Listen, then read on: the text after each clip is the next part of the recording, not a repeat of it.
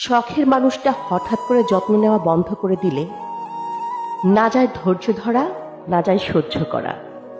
মানুষকে কখনো শখের বানাতে নেই। শখের প্রাণী থাকুক, শখের জিনিস থাকুক, তবুও শখের মানুষ না থাকুক।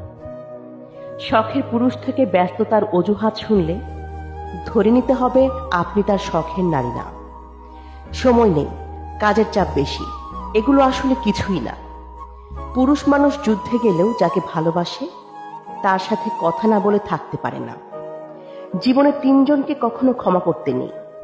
এক, ভালো না বেসে যে অভিনয় করে। দুই, যে বন্ধুত্বের সুযোগে বেইমানি করে। তিন, যে বিশ্বাসের অমর্যাদা করে। আমি যার থেকে একবার দূরে সরে যাই সে পরে হাজার খুঁজলেও আমাকে আর পায় না। আমি এমনই, নিজেকে যতটা সস্তা দেখাই প্রয়োজনে ততটাই দামি হয়ে উঠতে পারি। পৃথিবীতে সবচাইতে নিকৃষ্ট মানুষ বোধ হয় আমি।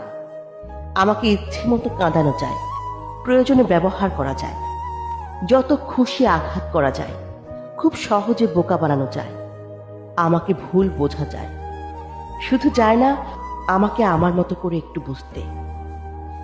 মন খারাপ সবার জন্য হয় না, যার জন্য হয় সে হয়তো বুঝেই না। সেই মানুষটার জন্য কাঁদবেন না যে আপনার চোখের পানির কোনো মূল্য বুঝে না।